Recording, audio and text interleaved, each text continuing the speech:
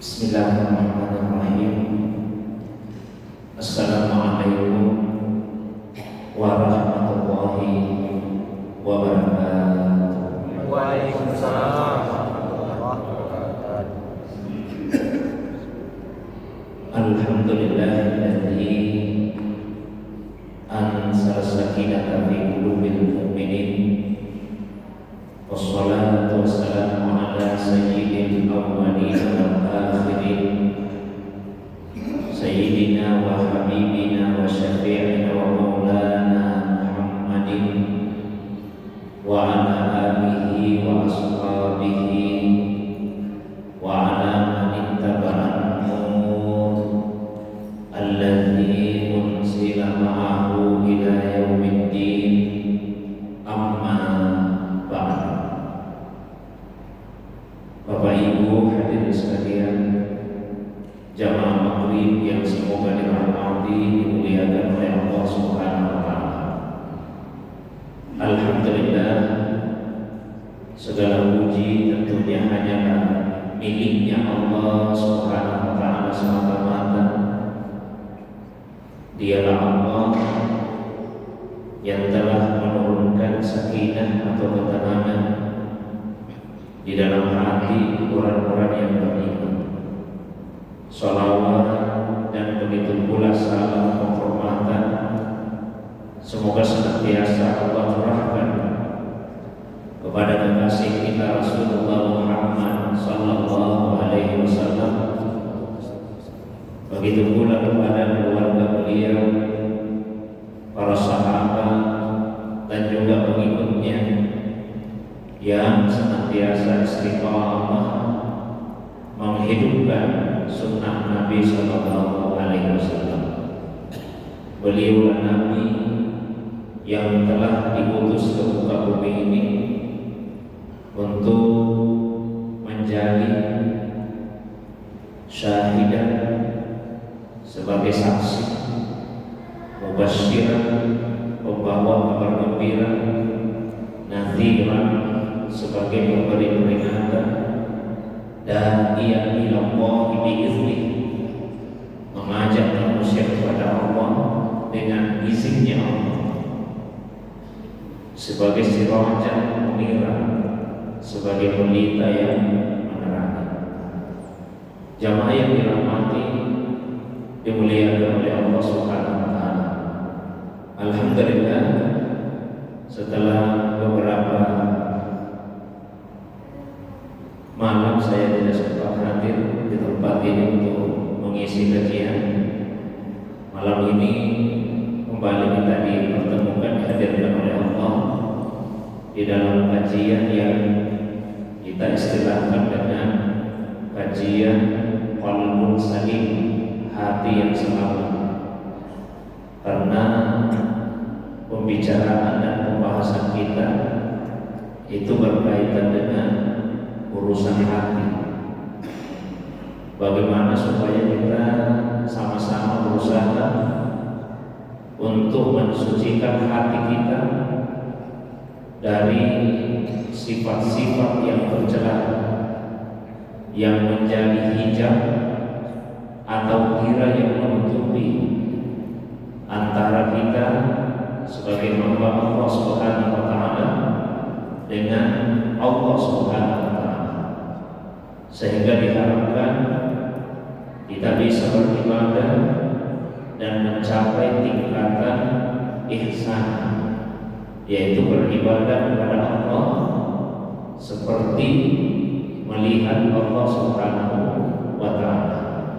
Karena itu dinamakan kajian kita ini sekali lagi dengan kajian qalbun salim, hati yang selamat dari sifat-sifat yang tercela. Kemudian referensi utama yang kita jadikan sebagai acuan adalah satu risalah ya, yang saya kumpulkan, yang isinya adalah wasiat, beberapa wasiat dari salah seorang musyrik thariqah, yaitu Syekh Sayyid Abdul Rahim As-Segaf wal Makkah. Beliau mursyid tariqat Khalwatiyah Syekh Yusuf. Malam ini saya bacakan wasiat yang ke-6. Al-wasiyatus sadisatu, wasiat yang ke-6. Innal alaqata bainal mursyid wal murid qiwamuha al-hubbu wal ihtiram wal ikhlasu wal mawaddah. Fal mursyidu la yas'alu minal muridi ayyuqaddisahu wa innama yarju minhu ayyarhamahu wa yuhibbahu kama yas'alu nabiyyu ummatahu ayyuhibbuhu. Yang artinya sesungguhnya hubungan antara seorang mursyid, guru rohani, dengan murid itu dibangun di atas dasar cinta, penghormatan, keikhlasan, dan kasih sayang. Maka seorang mursyid tidak pernah meminta kepada muridnya untuk disucikan. Yang diminta atau yang diharapkan dari muridnya adalah agar ia disayang dan dicintai, sebagaimana yang Nabi Sallallahu Alaihi Wasallam minta kepada umatnya agar umatnya mencintainya. Jamaah yang dirahmati dimuliakan oleh Allah Subhanahu Wa Taala. Jadi pembahasan kita ini kaitannya antara hubungan antara seorang mursyid dengan murid. Karena itu saya bicarakan terlebih dahulu tentang pentingnya mursyid. Rasulullah Sallallahu Alaihi Wasallam diutus oleh Allah Subhanahu Wa Taala tentu dengan membawa tugas-tugas tertentu. Ada amanah yang ditugaskan kepada Nabi Sallallahu Alaihi Wasallam untuk dilaksanakan. Di antaranya Allah jelaskan pada surah Al-Jumu'ah ayat yang kedua. Allah berfirman, "Huwallazi ba'atsa fil ummiyina rasulan minhum yatlu 'alaihim ayatihi wa yuzakkihim wa yu'allimuhumul kitaba wal hikmah wa in kanu min qablu lafi dhalalin mubin." Yang artinya dialah Allah yang telah mengutus di kalangan orang-orang yang ummi, yaitu masyarakat Arab pada waktu itu, Rasulullah minhum, seorang rasul dari kalangan mereka sendiri. Untuk apa? Tugasnya yang pertama adalah yatlu 'alaihim ayatihi, membacakan kepada mereka ayat-ayat Allah. Itu tugasnya rasul, membacakan kepada umatnya ayat-ayat Allah. Yang kedua, wa yuzakkihim, mensucikan mereka. Kemudian yang ketiga, wa yu'allimuhumul kitaba wal hikmah, mengajarkan kepada mereka tentang Alkitab dan Al-Hikmah. Wa in kanu min qablu lafi dhalalin mubin, meskipun mereka itu sebelumnya benar-benar berada dalam kesesatan yang nyata. Jadi ada 3 tugas yang diuraikan di dalam ayat tadi: membacakan ayat-ayatnya Allah, mensucikan mereka, lalu yang ketiga yaitu mengajarkan Alkitab dan Al-Hikmah. Kita fokus pada tugas yang kedua, mensucikan umatnya, mensucikan dari hamba, mensucikan satu dari iktikad keyakinan yang salah. Kemudian yang kedua, mensucikan umatnya dari akhlak yang tercela. Sehingga ayat-ayat Al-Quran yang turun pada fase-fase awal di Makkah itu banyak membicarakan tentang persoalan iman dan persoalan akhlak. Masalah hukum belum banyak. Yang banyak dibicarakan mengenai iman, mengenai akhlak. Terutama tentu saja iman kepada Allah yang Esa, kemudian iman kepada hari akhir. Karena inilah dua hal utama yang tidak diyakini oleh penduduk Makkah waktu itu. Mereka tidak beriman bahwa Allah itu hanya satu. Mereka menyembah banyak Tuhan. Mereka tidak percaya ada hari akhir, ada hari kebangkitan. Kalau masalah kematian, mereka percaya manusia akan mati karena sering melihat orang mati. Tapi yang mereka tidak percaya, orang yang sudah mati itu bisa hidup kembali. Ini yang mereka tidak percaya. Sehingga mereka bertanya kepada Nabi Sallallahu Alaihi Wasallam, dan pertanyaan itu diabadikan di dalam Al-Quran. Ini jawabannya Allah SWT setelah mereka bertanya terlebih dahulu, "May yuhyil izama wa hiya ramim." Lalu diperintah Rasulullah oleh Allah untuk menjawab, "Qul yuhyiha alladzi ansha'aha awwal marrah." Mereka bertanya, "May yuhyil izama wa hiya ramim." Siapa yang sanggup mengumpulkan dan menghidupkan kembali tulang belulang yang sudah berserakan itu? Di manusia yang sudah mati, kemudian hancur dagingnya, terkelupas kulitnya, tinggal tulang belulangnya berserakan. Siapa yang akan sanggup untuk mengumpulkan dan menghidupkan kembali? Maka Allah jawab seperti ini, ya Rasulullah, yuhyiha alladzi ansha'aha awwal marrah. Yang akan menghidupkannya adalah yang menciptakannya pertama kali. Jadi kalau Allah kuasa menciptakan manusia dari awal, pasti Allah juga kuasa untuk mengulangi penciptaan itu.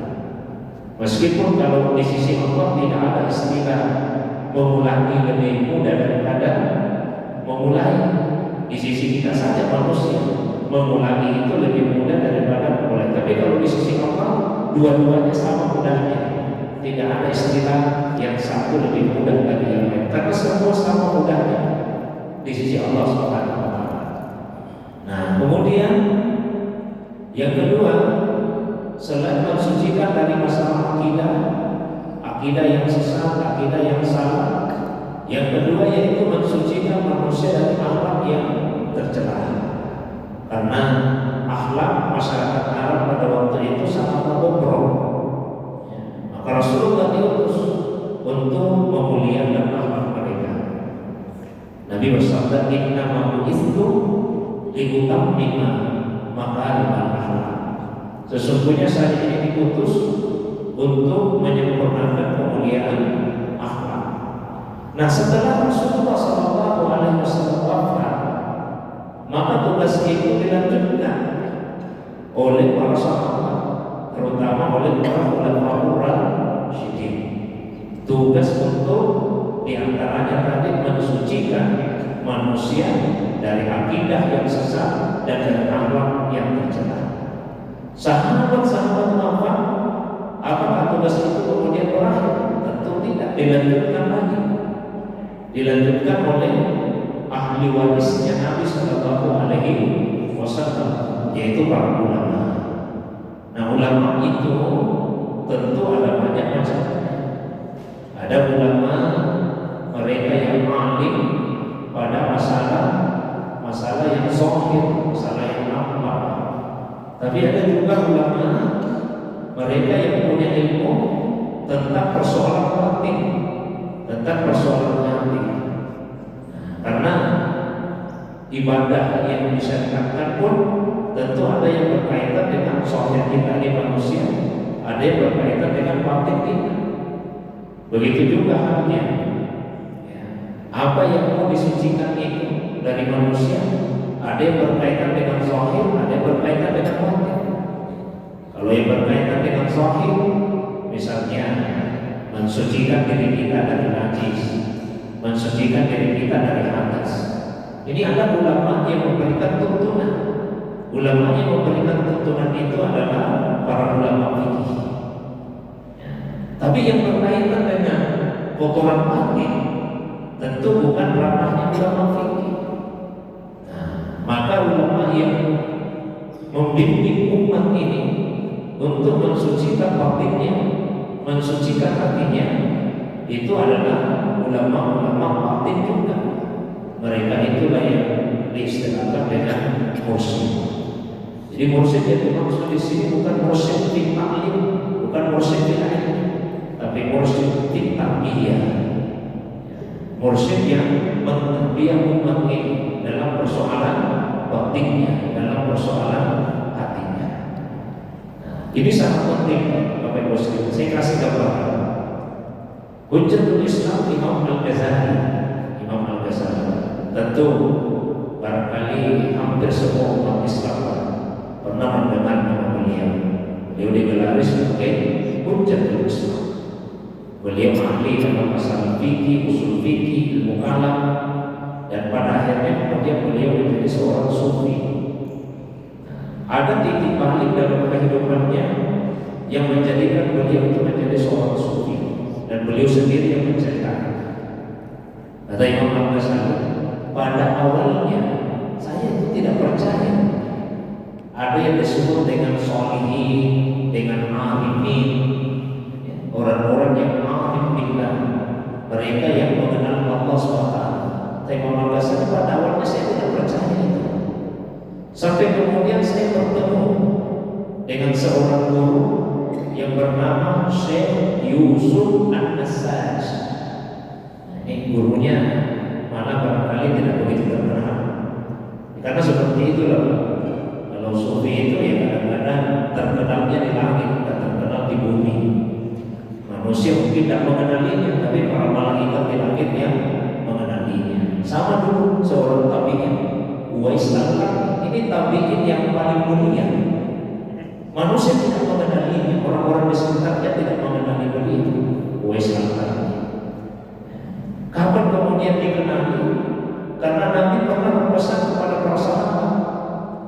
Kata Rasulullah SAW, apabila suatu hari kalian bertemu dengan seseorang yang bernama Uwais Al-Qarni, ciri-cirinya seperti ini, minta kepadanya supaya dia memohonkan pengampunan kepada Allah untukmu. Ini sahabat diminta, ya, diminta supaya meminta kepada Uwais Al-Qarni agar didoakan, dimohonkan kepada Allah pengampunan untuknya.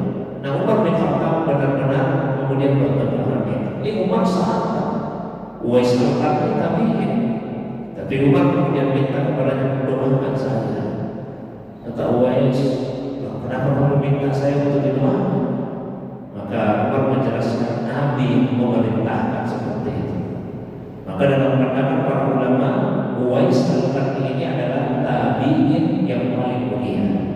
Masyarakat tak mengenali dan dikenali di bumi, tapi beliau terkenal di langit. Sama kalau misalnya maaf, kita tanyakan kepada banyak orang yang mana yang paling dikenal, Imam Al-Ghazali atau Syekh Yusuf An-Nassaj, tentu semua orang akan mengatakan saya lebih kenal, lebih sering mendengar Imam Al-Ghazali. Padahal Syekh Yusuf An-Nassaj ini guru beliau. Nah, kata Imam Al-Ghazali, awalnya saya tak percaya ada tingkatan tertentu orang-orang saleh, orang-orang arif billah. Sampai saya bertemu dengan Syekh Yusuf An-Nassaj. Beliau mengajarkan kepada saya untuk bermujahadah, untuk sungguh-sungguh dalam beribadah kepada Allah Subhanahu wa taala. Sampai kemudian saya bermimpi. Dalam mimpi itu saya melihat Allah. Ini mau apa ya? Mungkin sebagai orang mengatakan mana bisa kita bermimpi melihat Allah. Imam Ahmad bin Hanbal Beliau satu dari 4 imam mazhab, ulama Ahlus Sunnah wal Jamaah terkemuka. Beliau puluhan kali bermimpi melihat Allah Subhanahu wa taala. Bahkan dalam satu mimpinya beliau bertanya, bagaimana cara saya mendekatkan diri kepadamu ya Allah? Maka Allah menjawab, baca Al-Quran, baca Al-Quran. Kalau kamu ingin mendekatkan diri kepada saya. Nah ini kata Imam Al-Ghazali, kembali kepada kisah beliau. Saya kemudian bermimpi melihat Allah. Ya, saya bermimpi melihat Allah. Lalu Allah SWT memerintahkan kepada saya, temanilah, bergaullah, bergurulah ya, kepada orang-orang yang saleh, para arif billah, para sufi, karena mereka itulah yang telah menjual 2 tempat dunia dan akhiratnya demi mendapatkan cinta saya. Ya, karena seorang sufi Pak, kalau ibadahnya bukan karena ingin mendapatkan keuntungan di akhirat, bukan karena mau masuk surga, apalagi kalau hanya ingin mendapatkan keuntungan dunia. Tapi mereka beribadah itu karena cintanya kepada Allah Subhanahu wa taala, ingin dapat ridha Allah. Mungkin saya pernah jelaskan di awal-awal, ikhlas itu levelnya 3. Level yang paling tinggi mereka yang beribadah semata-mata untuk mendapatkan ridhanya Allah, karena cinta saja. Itu yang paling tinggi. Level yang kedua, selain ingin mendapatkan ridha Allah, juga ingin mendapatkan imbalan di akhirat karena mau masuk surga. Boleh, tapi levelnya nomor 2. Level yang ketiga, mereka yang beribadah selain ingin dapat ridha Allah, ingin mendapatkan imbalan di akhirat, juga ingin mendapatkan imbalan di dunia. Itu yang paling rendah. Meskipun itu juga boleh, tapi rendah level keikhlasan. Kata Allah SWT, mereka itu sudah menjual dunianya, menjual akhiratnya demi mendapatkan cinta saya. Maka kata Imam Al-Ghazali, ya Allah, kalau begitu karuniakanlah kepada saya, masukkan di hati saya husnul dzan, supaya saya selalu berbaik sangka kepada mereka. Maka Allah menjawab, saya sudah mengaruniakan itu kepadamu. Tapi sebetulnya yang menjadi penghalang bagimu adalah cintamu kepada dunia. Itu yang menghalangimu. Maka keluarlah dari dunia dengan pilihanmu sendiri, sebelum engkau keluar dari dunia dalam keadaan hina. Nah, sejak saat itulah Imam Al-Ghazali kemudian lebih banyak fokus kepada pembersihan hati, menjadi seorang sufi. Kisahnya seperti itu, karena mursyidnya, karena gurunya. Jadi kita ini membutuhkan seorang mursyid yang mengarahkan kita. Tapi keberadaan mursyid tersebut kadang kita tidak ketahui. Ada seorang wali Allah Subhanahu wa taala, seorang wali Allah SWT, Imam Abu Hasan As-Sadzili. Beliau mengelilingi negeri-negeri muslim untuk mencari wali kutub, Dia kelilingi itu negeri-negeri muslim. Dia datangi Zawiyah, kelompok-kelompok pengajian, kelompok-kelompok zikir. Banyak yang dia datangi, sampai tiba di satu kelompok zikir. Maka guru yang mengajar di kelompok zikir tersebut lalu bertanya, kamu datang ke sini untuk mencari wali kutub? Iya, benar. Lalu dia katakan, sebetulnya orang yang kamu cari itu ada di samping rumahmu, tetanggamu sendiri. Jadi tidak mengenalinya. Karena apa? Seringkali tertutupi oleh basadiannya. Kewalian seseorang itu biasa tertutupi oleh basadiannya, oleh manusia. Kita lihat, masa yang begini jadi walinya Allah, sementara kesehariannya biasa-biasa saja, menjual di pasar, ya. Pekerjaannya yang biasa-biasa.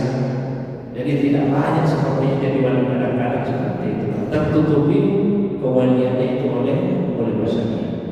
Tapi paling tidak ada kriteria-kriteria yang ulama kita tetapkan untuk jadi seorang muslim. Apa itu? Yang pertama, ayyakuna aliman bil fara'id diniyah. Ya, dia harus tahu tentang kewajiban-kewajiban agama. Jadi tidak mungkin ada seorang mursyid itu yang meninggalkan kewajiban agama. Kalau ada misalnya mengatakan tidak perlu lagi salam, kamu berguru saja kepada saya, tidak usah salam di masjid apa, cukup dengan zikir, cukup dengan ingat Allah, kamu bisa mencapai tingkat ma'rifah, maka itu pasti bukan mursyid yang sebenarnya. Jadi kita mesti hati-hati juga, karena seringkali ada jebakan dari syaitan. Jangankan mau maaf orang-orang awam, orang biasa, selain wali-wali Allah pun masih biasa digoda oleh syaitan. Pernah suatu waktu Syekh Abdul Qadir Al-Jilani tiba-tiba didatangi cahaya. Ini ada cahaya ya, cahaya. Lalu kemudian cahaya itu berkata, saya ini Tuhan. Coba kalau kita yang mengalami didatangi cahaya, lalu dia berkata saya Tuhan, ya Allah, saya betul-betul sudah dapat kemuliaan ini. Tapi Syekh Abdul Qadir Al-Jilani biasa-biasa saja. Beliau bertanya, lalu apa yang engkau inginkan? Apa yang engkau inginkan? Kata cahaya itu, karena kamu adalah wali saya, orang yang dekat dengan saya kasih keistimewaan. Keistimewaan apa itu? Semua yang saya harapkan untuk orang lain, khusus untuk dirimu, halal semua. Jadi yang halal untuk orang lain, untuk dirimu halal semua. Coba kalau kita yang alami, mungkin sudah berterima kasih, terima kasih banyak ya Allah, saya akan coba semua yang haram itu, ya, karena sudah halal semua di sini.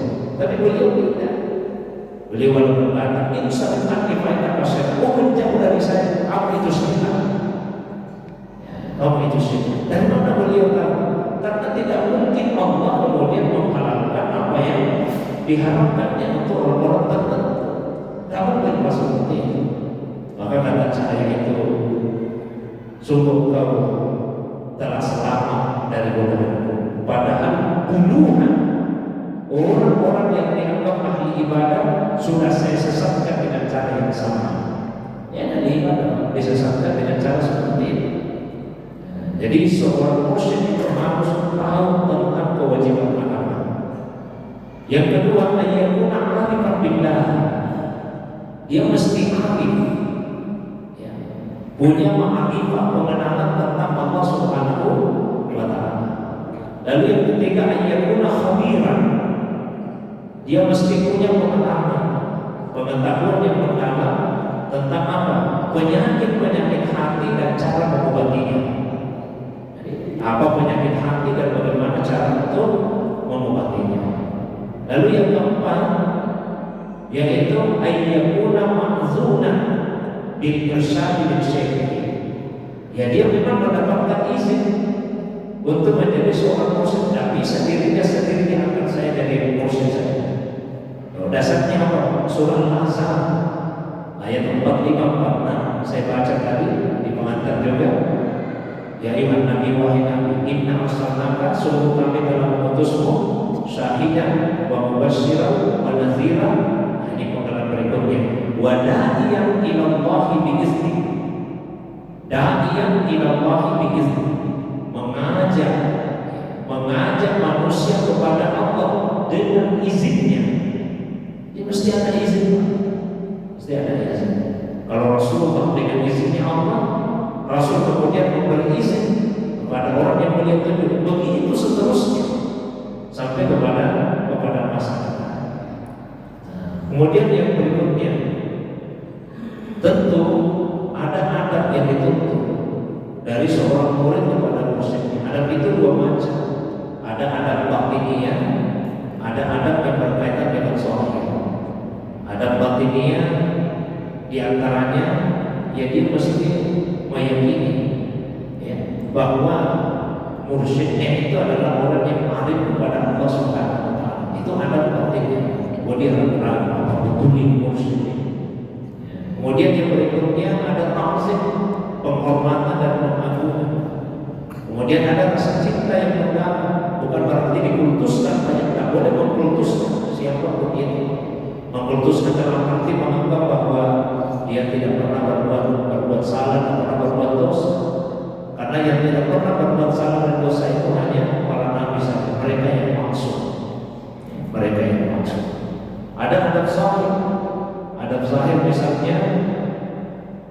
menunjukkan ketenangan ya, ketika berada di hadapannya, lalu bersegera untuk berkhidmat ketika diminta untuk itu, bersegera memberikan pelayanan, tidak menyembunyikan hal-hal yang baik atau yang buruk kepada mursyidnya yang berkaitan dengan urusannya. Nah, satu yang penting Pak yang ingin saya sampaikan, karena ini juga sering menjadi bahan pertanyaan, bagaimana Ustaz kalau kita belum punya mursyid, solusinya seperti apa?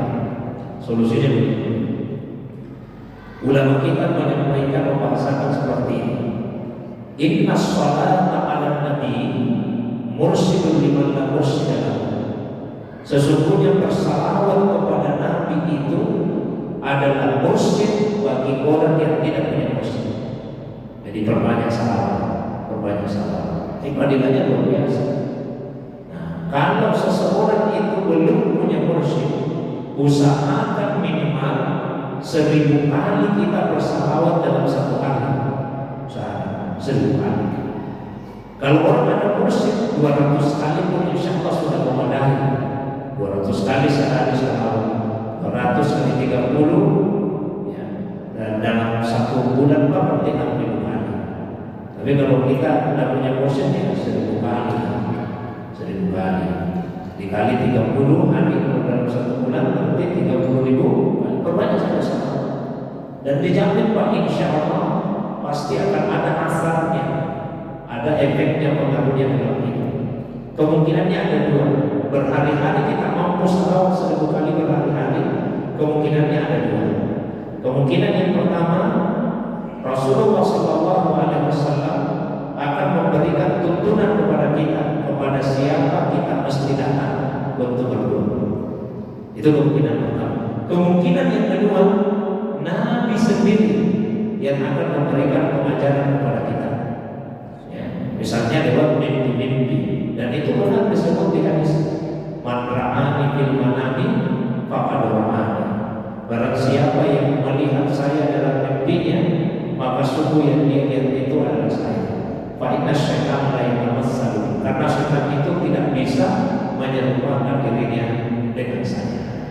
Nah, jadi sebagai kesimpulan kajian kita malam ini, yang pertama bahwasanya tugas seorang nabi yang kemudian dilanjutkan oleh para ahli warisnya diantaranya adalah mensucikan hati-hati manusia dari akidah yang sesat dan dari akhlak yang tercela.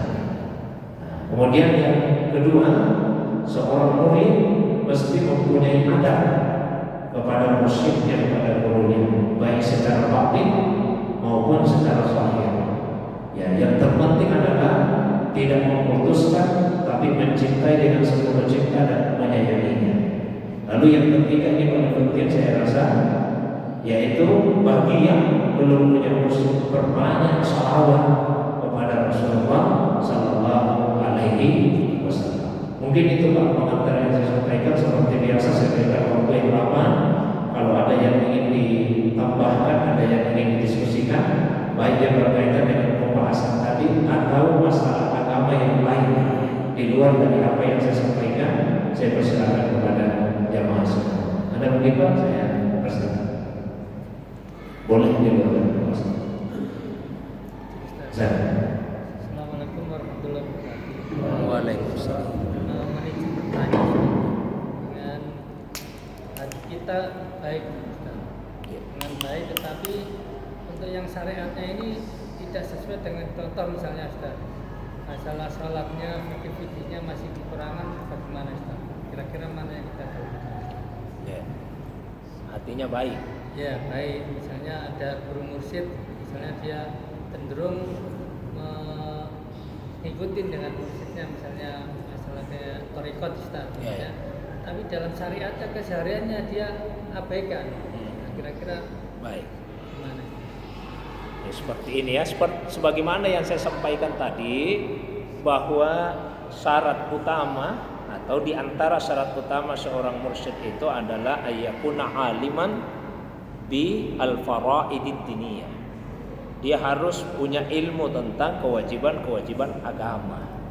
Jadi tidak mungkin ada seorang mursyid itu yang meninggalkan atau mengabaikan kewajiban-kewajiban agama. Apalagi kewajiban salat misalnya, kewajiban yang sangat pokok di dalam agama.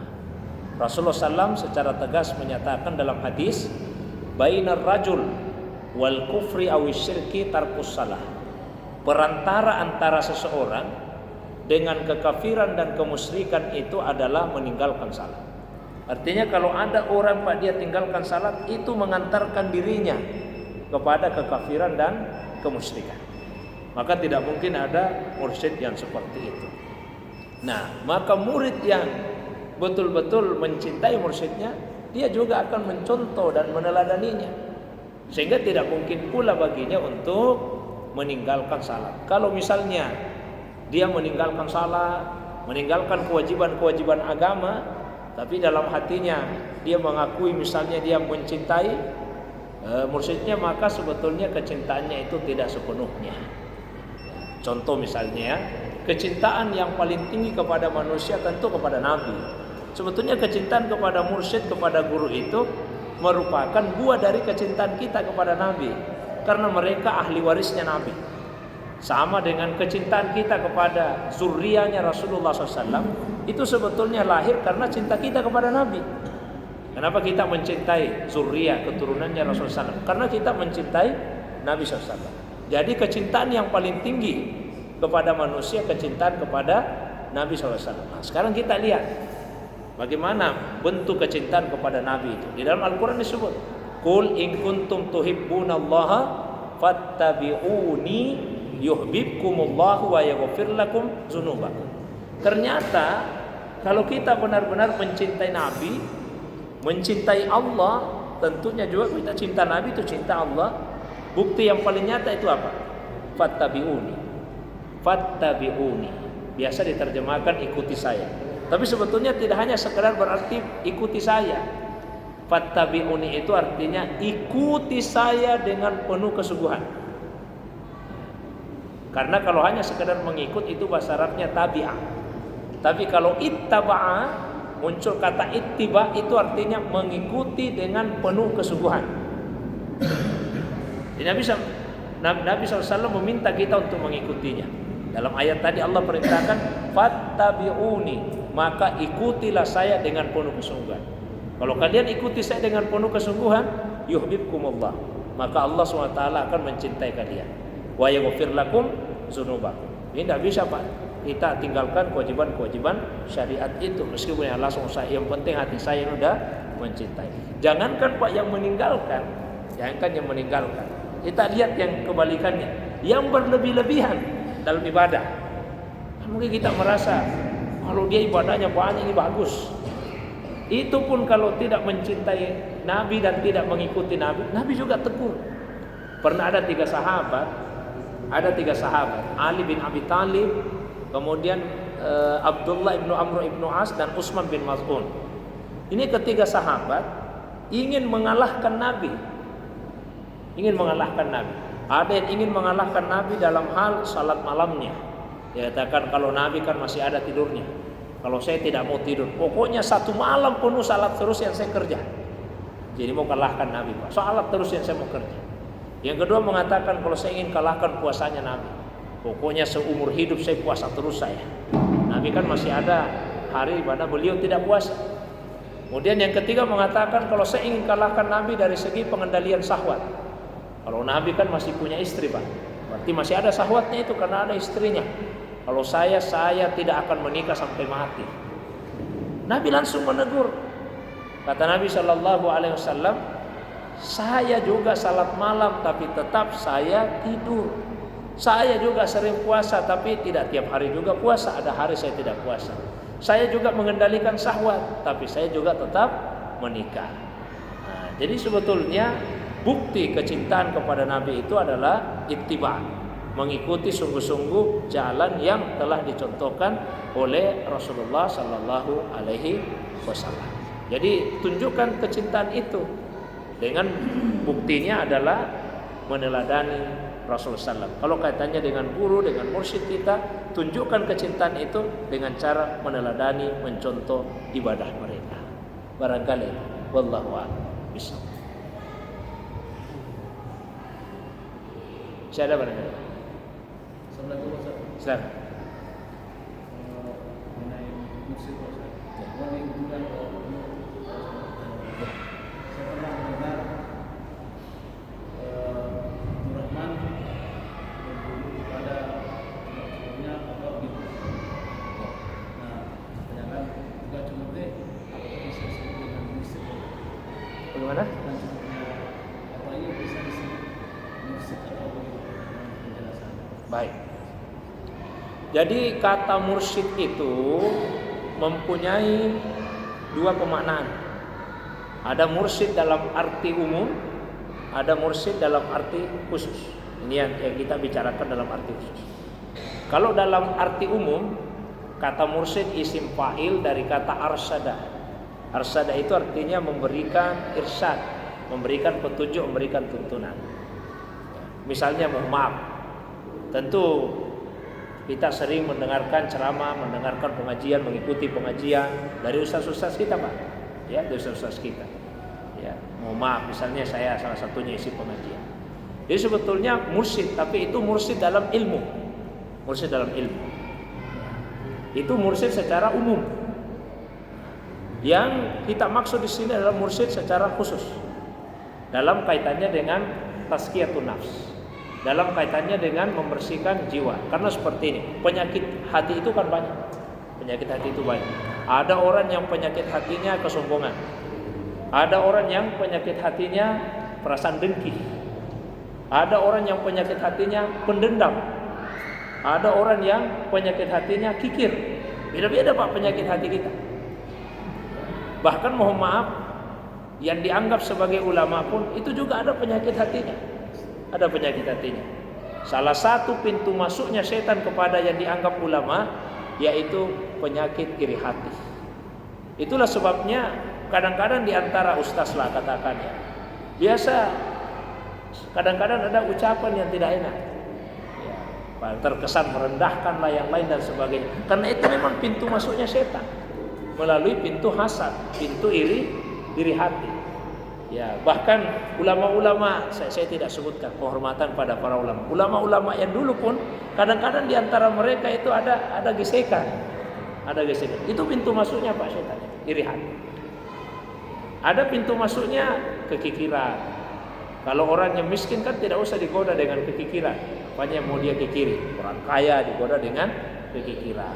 Macam-macam. Nah, sering kali kita ini tidak sadar apa penyakit hati saya. Ya seorang muslim dia akan tahu ini penyakit hatimu. Nah, ini bersihkan. Ya, saya mohon maaf, saya pernah diajari seorang. Bersihkan hatimu, jangan menganggap bahwa kamu lebih pintar dari orang lain. Ya. Diajari bahwa lihatlah orang lain itu selalu lebih utama daripada dirimu. Jadi cara untuk membersihkan hati yang diajarkan misalnya antara ghairak afdal minka. Selalu melihat siapa saja itu lebih baik daripada dirimu. Mungkin misalnya kita lihat ada orang yang pekerjaannya Pak, mohon maaf, pemulung, tukang pungut sampah begitu. Jangan sampai di hati saya lebih mulia. Bisa saja dia lebih mulia daripada kita. Coba kalau kita yang pekerjaannya seperti itu, apa kita bisa menjalani kehidupan sebagaimana kehidupan dia jalani dengan sangat seperti itu. Jadi selalu memandang orang lain lebih mulia daripada diri kita.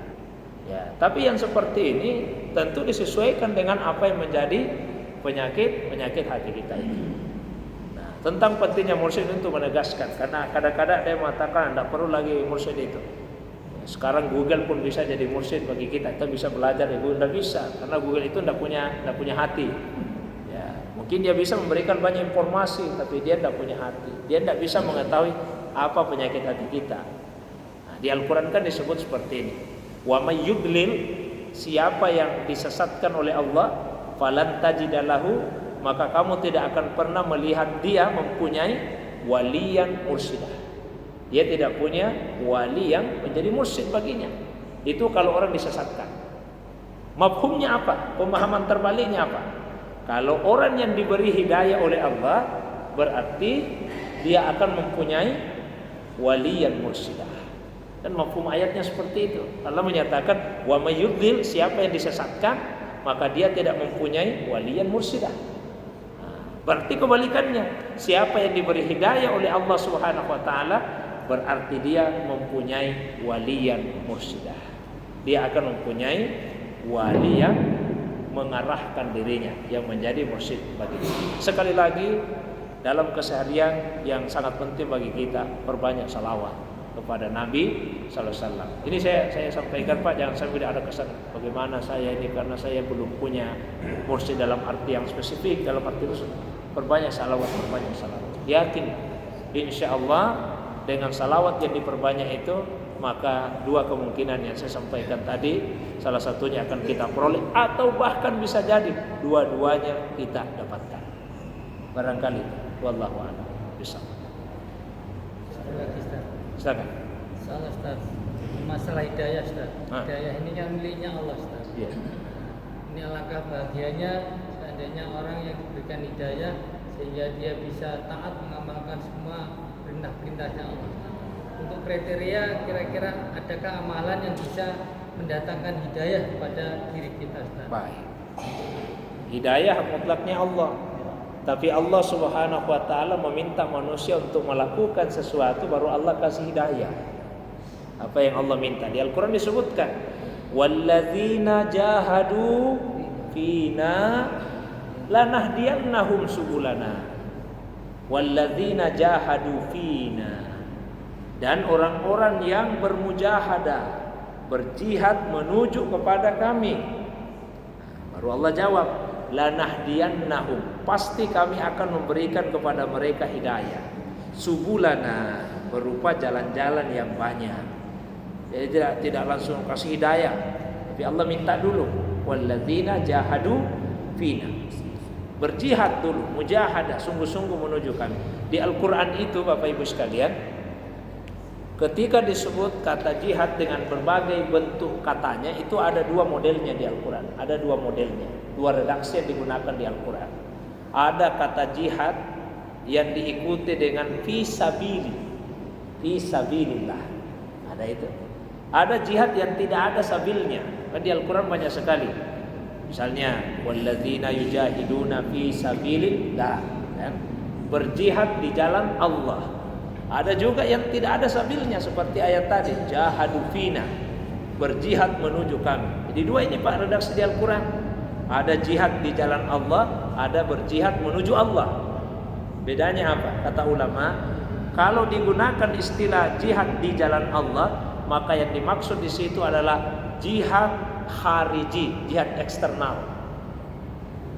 Tapi kalau dikatakan jahadu fina, berjihad menuju Allah, maka yang dimaksud adalah jihad dakhili, jihad internal.